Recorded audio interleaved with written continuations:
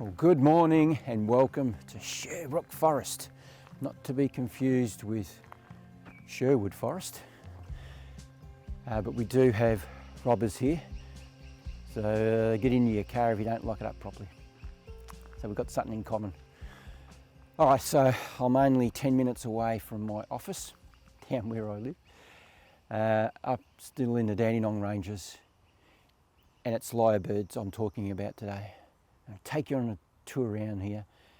We'll find some lyrebirds hopefully, and I'm not expecting to get any photographs or any footage of them. It's very early in the morning, as you probably can see. This footage will be very grainy, it's very dark. And it's going to be a bit of a shitty day, so it's not exactly the right day to do this, but this is all I've got. I might come out tomorrow as well and finish off this video, but well, I may have to. But anyway, how do we find a lyrebird? Well, we use our hunting skills, tap into our natural instincts, using all of our senses. Well, the two main ones anyway, listening and visually seeing. It's very quiet this morning. It's the build up to the breeding season for the lyrebirds. Males start practicing and getting better with their calls. But I'm a little out of luck at the minute. Anyway, stop waffling. I'll find a spot where I can sit down and talk to you more about the lyrebirds. So yeah, enough waffling, Derek, and then let's just do that. Go and find a good spot. Well, it's still very dark, so the footage is still going to be shitty. I've had a bit of a problem with the lyrebird I filmed about 4 or 5 years ago. He's not there anymore, there's no sign of him. So I've decided to come out onto the track a bit further down and listen. Listen for a sign, rather than me just blundering around. And there you go, there's a male down the bottom here. So let's get packed up and get out of here and check him out. And this is what we have to do. Don't wander around all over the place, you're wasting time. Just stand still for a bit, somewhere where you're more open and be able to pick things up.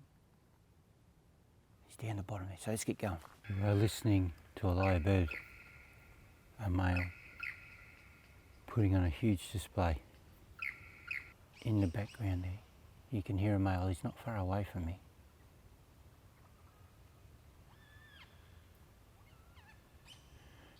It's just amazing, and he's put me off what I want to talk about. I am so distracted. Anyway, I'll start again. Now I've found what I've been looking for, and that is where are males. I'm laughing because he's distracting me. I've done this about 3 times now, and hopefully I'll get through and get this done without stuffing it up. But this is what I'm looking for, a stage. This is where he struts his stuff for the females. So you can see all the stuff that's around here. We've got grasses, ferns, bracken. He will come and clear all that. And a spot that he thinks is going to be beautiful and will attract a female into a nice area. And he digs up all the soil and mounds up a nice dome shape. And he will come and attend that every day. If you leave a stick out like that, he will come and pick that stick up and throw it out the way.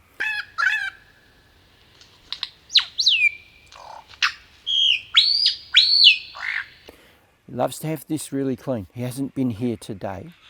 He'll have up to maybe 10 of these. Now, I am no expert at all on lyrebirds. I've learned a hell of a lot though over the years, and I've gone to different male lyrebirds looking at how many they actually build. 10 seems to be roughly around that number. Yes, something like that. He's closing in on me. He's closing in on me. He may come here at any time. So this is what I look for.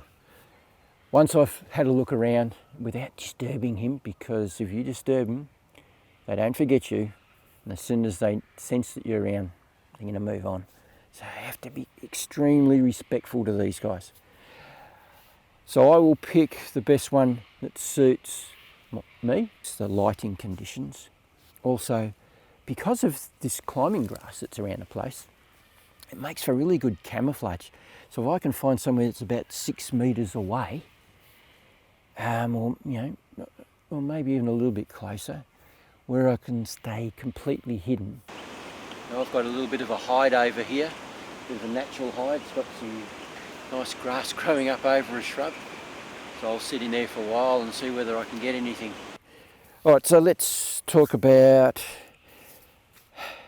gaining the respect of the lyrebird. You have to earn it by putting in the hours. Now these guys will put on a repertoire from dawn right through until maybe 11 o'clock. Then they cut off for lunch. Going off and have their lunch, which is what I do. I go home for lunch after that. Then come back, maybe 2 o'clock in the afternoon. He'll warm up again and get going again. As soon as he sees a female around or knows that there's a female around, he'll come and strut his stuff on his favourite patches. This might be just one that you might use occasionally. And this is what we have to sit and listen to. Where does he go to the most? Now, I've worked out with one that I filmed quite a few years ago now with a shitty camera, the 5D Mark II, with no microphone attached. Had to use the built-in mic. He would stay down the bottom for a few days. Then he would come up to near where I am. So it took somewhere around 5 to 6 days, I think. I can't remember now. But I had to put in the effort. I really had to persevere. Come for those 3 hours or so, and then listen to where he is. Now, if he's down the bottom, I'd sort of think, I'm not going to get him. He's going to stay down there for a few days maybe. So I just kept coming back every day. And then I put more hours in when he was up the top. All right, so stop waffling. Let's quickly talk about their repertoire. The amount of birds that one animal can go through. The guy that I was filming, and I was hoping he'd still be alive, but I think he's gone to God. There's no sign of him back half a kilometre back up the track there. He could do 25 birds, I think I remember, if I remember rightly, he could imitate. And what amazed me about going through his repertoire, he could actually do 2 at once. How is that possible? How is that possible? It was just amazing.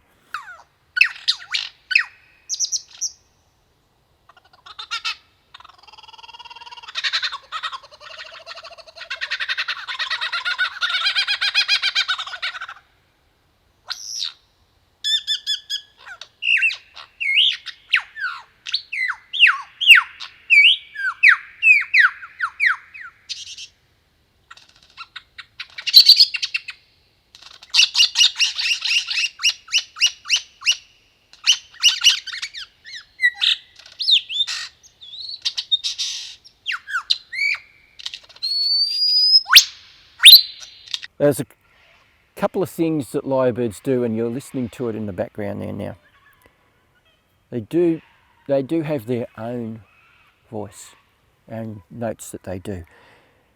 Now this particular one is a metallic sound. And how can any animal do this? I have no idea, but they do. And have a listen to how powerful it is. You won't get the true feeling of it from the 5D Mark II, but give you a good idea anyway. So here it is.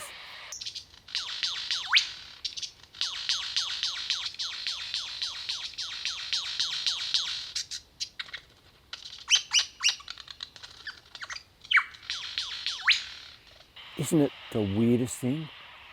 An unbelievable sound. Now there's something even more spectacular than that they do right at the end. And it's a drumming noise.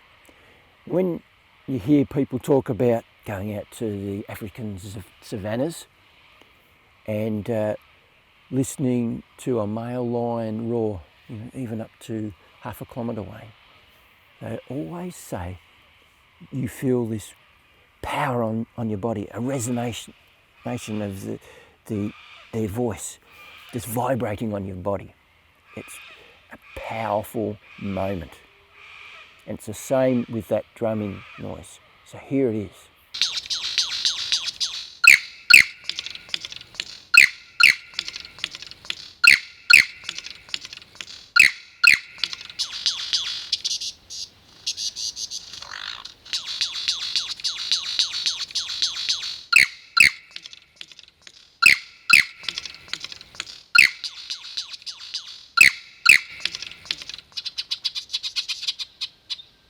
Is so powerful. I was 6 metres away from it and it was like it was on my chest. Actually had his head right here on my chest. It just pounded and resonated. Unbelievable it is to listen to. Right, so this is what we have to do to find lyrebirds. We have to listen and start walking through, being respectful. Highly respectful, that we're not disturbing anything. Listen to where they're going, down the bottom of the hill, up top of the hill. But it's just perseverance. Finding a good spot like this, plenty of light coming through. Fingers crossed, and put the effort in. Well, it's day 2 of my lyrebird adventure and it is dead quiet.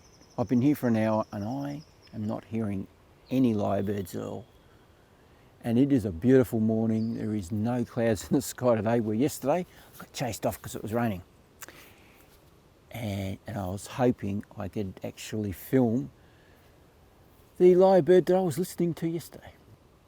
If you can't hear him, you don't know where he is. Anyway, so I thought finish up my video.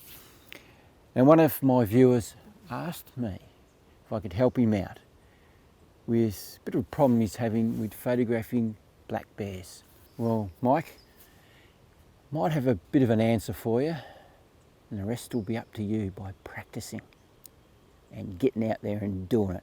All right, so yes, black animals, birds, to get nice detail out of them ain't that easy.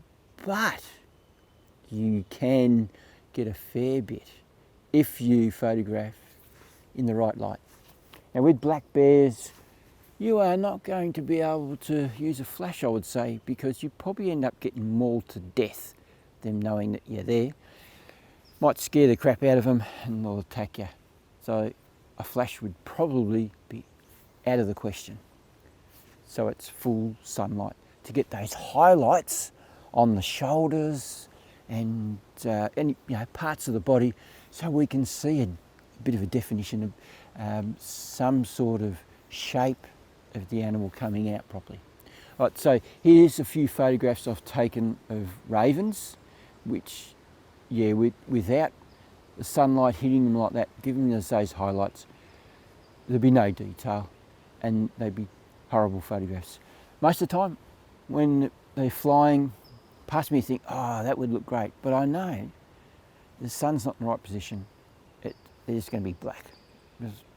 Except for the whites of their eyes, it can be a crap photograph, so I don't even bother most of the time. But it's beautiful. Morning sunlight is the best, or as the sun's going down. We need that flat angle straight on to our subject to get those sort of highlights on them. So that's what we're looking at here. You'll need to be more looking at taking photographs of black bears out in the open to be able to get that beautiful morning sun onto them, or anticipate when you see a black bear walking down a trail, anticipate when it's going to come into a shaft of light and get ready to take the shot. It's all about learning, it's all about experiencing, being out there. If you're just a weekend warrior, it'll take you forever to get the hang of these sort of things. So you need to be doing it all the time. This is how I've got my skills up, and I got them up pretty quickly because I'm out there every night, even still. Been doing it for years and years and years. It's an addiction, and this is how professionals get professional. By constantly going out, studying their images. All right, so go and have a look, Mick, on your Google page, type in black bears and have a look at the photographs that come up. when you just click on the images of black bears. There are tons there. You get a really good idea about what sort of light to take photographs of a black bear in. All right, so let's move on from Mick's question to talking about lyrebirds again. What I found is they don't like the noise of the shutter. And not like a lot of other birds, most of them, it doesn't bother them too much. And they don't like the flash, which is just the opposite, of most other birds that I take photographs of. They don't care about the flash at all, and neither does my passion, the agile antechinus. Doesn't worry him at all. For the agile, it's the click of the shutter. Right, so these guys, pretty sensitive, so as soon as you take one photograph, they're off. That'll be it. So you have to pick your moment. Now, if you're lucky enough to have found a great spot, a nice little stage, and they suddenly appear and come onto it, hold on for that perfect moment. Now, they always look beautiful when they're face onto you with their feathers over their head, all fanned out. It looks awesome. And you wait until they get deep into their song. So that metallic sound, they're getting into it, take a photograph, back off, don't take any more. So they're sensitive, and you've got to pick the right moment. Wait until they get deep into their song. I've seen some great photographs of them on logs from the side with the headdress over, so that can be good as well. So if you're going to wander off the trails, be respectful, because it'll work in your favour in the end. It's more about getting somewhere near where they have either their stage or sitting on a log where you can regularly see them going past or whatever. Because the forest is very dense, you need to have a fixed position with lyrebirds, because that's the only way you're going to get it. You're sitting there nice and quiet. Sitting is always the best position for any animal if you can possibly do it. You're much less aggressive looking to an animal if you're sitting. Well, where do females like to build their nests? Well, it could be anywhere. There doesn't seem to be a rule to where they can build their nests. It could be 10 metres up in the hollow of a tree, or on the ground in a hollow in the base of the tree. These mountain ash have hollows all the way around them, down the bottom, up the top. On top of ferns, in amongst the grasses on the ground, shrubs and different types of trees. Could be anywhere. So it's a bit of a surprise when you come across one. They aren't easy to find though, neither. They can be quite hidden really well. Now they're like a possum nest, so a ringtail possum. They build round nests in amongst ferns and shrubs as well. So they're very similar, but they're a little bit bigger. Now, taking a photograph of the females, of course, they're not a great image. They're a bit boring looking because lack of colour, they're brown. There's not a lot that's fantastic about the images you get with them, but still you can get some really good shots. And it's about being out there doing it and waiting for a nice posture as they jump up onto a log, something like that, getting them on the side. Now, when you come up against these guys out in the forest and a female jumps up and is aggressive towards you, you know there's a nest there somewhere. So it's about backing off, because she will circle you. And the best thing to do is to back off as far as you can and still see what she's doing. But sit down, lower your posture. Show them that you don't mean them any harm. Most animals, birds, seem to respect that. If you sit on the ground or on a log, being low to the ground, they relax and they're not so afraid of you. So that's my advice with the females. Don't antagonise them, back off, give them some breathing space. If you go back to that same spot day after day, showing them that you're not going to be aggressive to them and you're not going to do them any harm, you may be able to come up a little bit closer, and I'm talking maybe 15 metres away from where they might have a nest. Yeah, just keep well away from their nests and get a shot. Once you get a couple of good shots, leave them alone. Leave them alone, walk away and don't go back. Be respectful and let them go about their daily lives without being interrupted. Right, so that's my tips on lyrebirds, black bears. If you have a request for something else like Mix has done, I'll be happy to help you out, and I may be able to put it into a video like this if it's the right thing that I want to talk about. Now, if you'd like to subscribe, click on the subscription button down below and you'll get notification whenever I do anything else. If you hit the little bell that's beside that subscription button. If you'd like to have a look at my channel and look at all the things I've been doing over the years, click on my icon down below. There's over 80 videos to choose from there for me talking about stuff like this. Lots of things to do with photography, flash photography in the forest environment, birds in flight. I've done it all, even camera accessory reviews, all sorts of things like that. So go and have a browse. There might be something there of interest to you. Now just remember, if you don't do, you don't get. So get out there and start photographing and filming wildlife. Which is what I'm going to do. I'm going to keep walking around. It's still early and the tourists haven't turned up yet. The joggers have. So it scares off the animals and birds.